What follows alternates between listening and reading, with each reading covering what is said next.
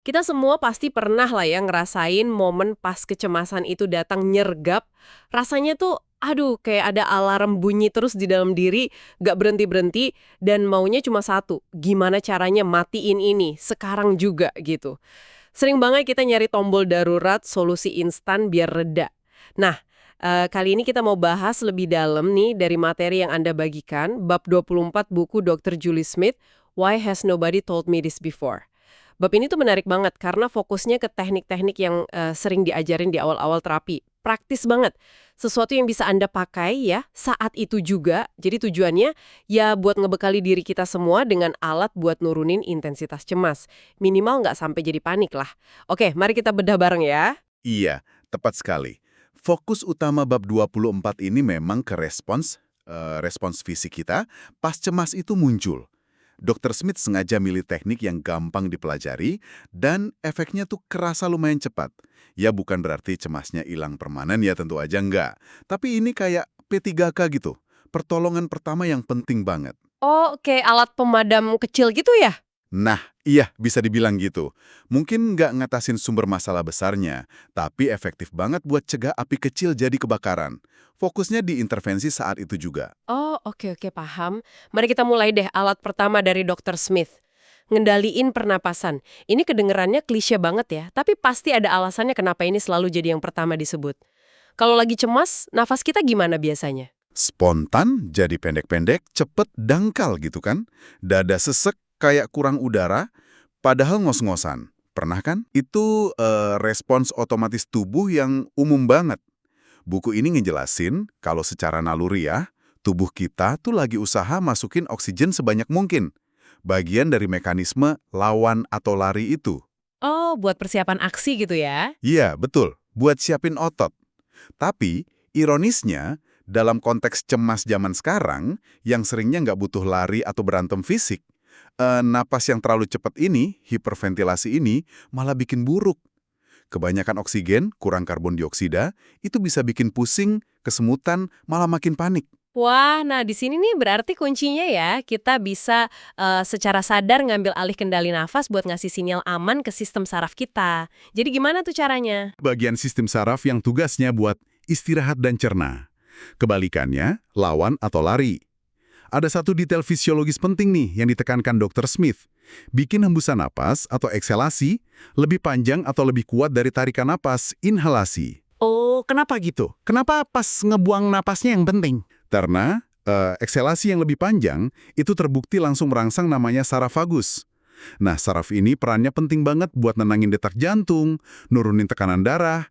Jantung lebih tenang itu sinyal biologis yang jelas banget buat otak kalau ancamannya udah lewat atau terkendali, gitu. Wah keren ya, cuma ngatur napas aja efek biologisnya bisa sekuat itu. Dr. Smith ngasih beberapa teknik praktis nih. Pertama namanya expanded out breath, hembusan napas panjang. Konsepnya simple, tarik napas sekian hitungan, hembuskan lebih lama. Contohnya, tarik 7, hembuskan 11.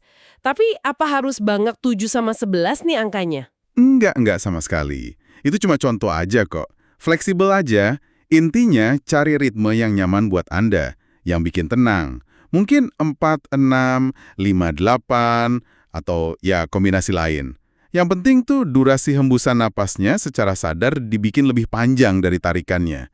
Kalau maksa ngikutin hitungan tapi malah jadi stres, ya nggak guna juga kan? Jadi coba-coba aja dikit buat menemuin pola yang paling pas buat diri sendiri. Oke, masuk akal. Jadi intinya hembusan napas panjang itu kayak ngasih tahu sistem saraf kita kalau udah aman gitu ya? Betul, saatnya tenang. Sip! Nah, teknik kedua nih, dan ini jujur aja favorit saya karena ada visualnya, jadi bantu fokus. Pernapasan kotak atau square breathing. Pernah dengar atau coba mungkin? Oh iya, pernapasan kotak. Itu populer banget dan efektif emang.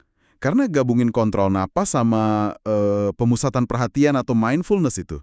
Visualisasinya bantu ngikat pikiran biar nggak lari kemana-mana ke sumber cemasnya. Sementara ritme napasnya nenangin badan. Gimana tuh langkah-langkahnya? Oke, jadi pertama, cari aja benda bentuk kotak di sekitar. Jendela, layar HP, buku, apa aja deh. Langkah satu, lihat ke sudut kiri bawah kotak, sambil pelan-pelan tarik nafas lewat hidung, hitung aja 4 detik, ikutin mata gerak naik ke sudut kiri atas. Langkah dua, nah sekarang tahan nafas 4 detik, sambil matanya gerak ke kanan ke sudut kanan atas. Langkah tiga, terus pelan-pelan buang nafas, 4 detik juga, sambil matanya gerak turun ke sudut kanan bawah. Langkah 4, terakhir, tahan nafas lagi 4 detik, sambil mata balik lagi ke kiri bawah ke titik awal. Udah, ulangin aja siklus ini beberapa kali. Mungkin 5-10 putaran, atau ya beberapa menit lah. Hitungan 4 detiknya itu contoh umum ya, bisa disesuaikan juga kan? Iya benar, bisa disesuaikan kalau kerasa kecepatan atau kelambatan. Manfaat tambahan dari visual sama hitungan yang sama rata 4444 ini, itu ngasih struktur ya. Jadi ada pegangan pas pikiran lagi kerasa kacau balau. Jadi bukan cuma soal oksigen, tapi juga balikin rasa kendali lewat fokus. Tepat banget. Dan ada catatan penting nih dari Dr. Smith, jangan ngarep efeknya instan banget dalam satu tarikan nafas, ya. Mungkin perlu beberapa menit ngelakuin ini baru kerasa bedanya. Tubuh kan butuh waktu buat ngerespon sinyal tenang itu. Jadi kuncinya sabar dan terus lakuin. Jangan nyerah kalau baru 2-3 kali muter belum kerasa apa-apa. Dan ada satu lagi, tips penting banget dari buku ini. Latih teknik napas ini rutin. Tiap hari kalau bisa. Bahkan pas lagi nggak cemas. Lagi oke-oke aja. Oh ya, kenapa gitu? Anggap aja kayak ngelatih otot di gym. Anda kan nggak nunggu pas mau angkat berat baru latihan kan? Bangun kekuatan ototnya rutin. Nah, sama kayak napas ini. Dilatih, pas tenang, itu ngebangun memori otot buat tenang. Jadi, pas stres atau cemas beneran datang, maka teknik ini jadi lebih otomatis, lebih gampang, dan yang paling penting, lebih efektif. Tubuh udah kenal sama respons tenang ini. Wah, pas banget analogi latihan otot itu. Jadi invest waktu dikit tiap hari buat latihan napas ini bisa berguna banget ya pas dibutuhin. Oke, itu alat pertama, napas terkontrol. Sekarang kita pindah ke alat kedua di bab 24. Sesuatu yang mungkin kerasa intuitif banget buat sebagian orang pas cemas. Gerak atau olahraga. Pernah nggak sih pas cemas rasanya kayak ada energi numpuk, nggak bisa diam? Iya, pengen mondar-mandir gitu ya? Iya. Atau ngegerakin kaki terus? Atau rasanya pengen lari aja gitu? Itu manifestasi fisik yang logis banget dari apa yang terjadi di dalam tubuh pas respons ancaman aktif. Kan tadi kita bahas, tubuh produksi hormon stres kayak adrenalin, kortisol, terus otot dibanjiri oksigen sama gula darah. Itu semua persiapan biologis buat aksi fisik, lawan atau lari dari ancaman. Sistem yang efisien banget kalau ancamannya nyata. Nah, masalahnya, ancaman zaman sekarang seringnya kan psikologis ya. Deadline kerjaan, mau presentasi, konflik sama orang. Nggak perlu lari atau berantem fisik. Akibatnya, semua energi kimia sama fisik yang udah disiapin badan itu nggak kepake. Dr. Smith pakai metafora bagus nih. Badan kita kayak mobil balap, mesinnya digeberpol, tapi rem tangannya ditarik.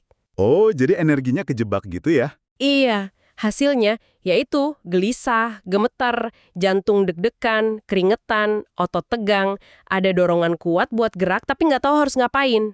Nah, disitulah pentingnya gerak fisik atau olahraga. Ini bukan cuma pengalihan perhatian loh ya, meskipun itu juga bantu sih. Tapi secara dasar, gerak fisik itu cara paling alami dan efektif buat make bahan bakar stres itu. Energi, adrenalin, kortisol yang udah keburu diproduksi badan.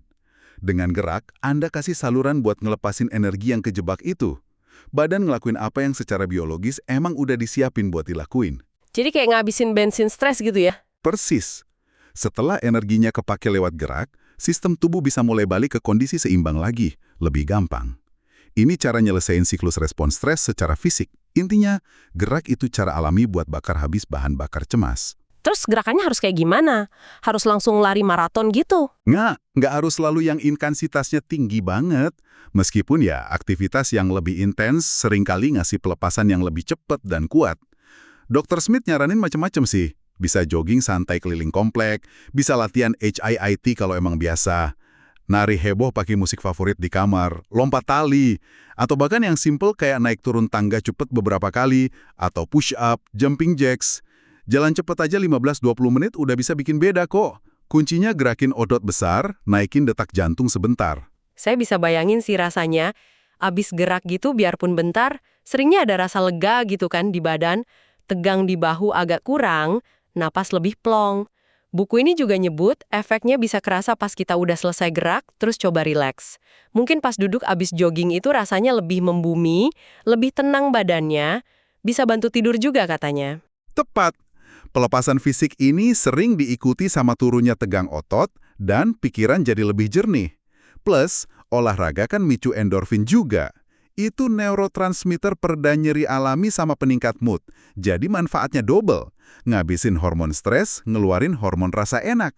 Dan, sama kayak napas tadi, Dr. Smith juga nekenin banget peran olahraga sebagai alat pencegahan jangka panjang.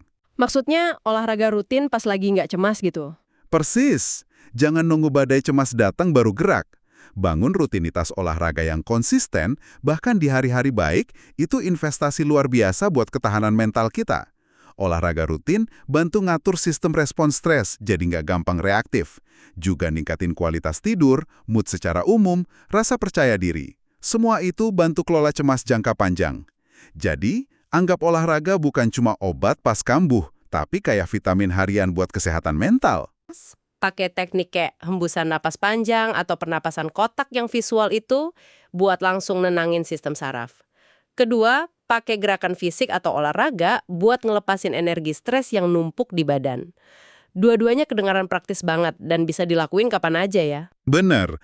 Enaknya dua teknik ini tuh langsung nyasar ke sensasi fisik dari cemas. Seringkali kan sensasi fisik ini yang paling ganggu, yang bikin pikiran jadi muter-muter negatif. Dengan ngeredain respon fisik ini duluan, kita jadi punya ruang buat mikir lebih jernih atau ya sekedar ngerasa sedikit lebih baik saat itu. Gampang dipelajari, nggak perlu alat khusus, bisa dilakuin di mana aja. Kadang orang lain nggak sadar malah.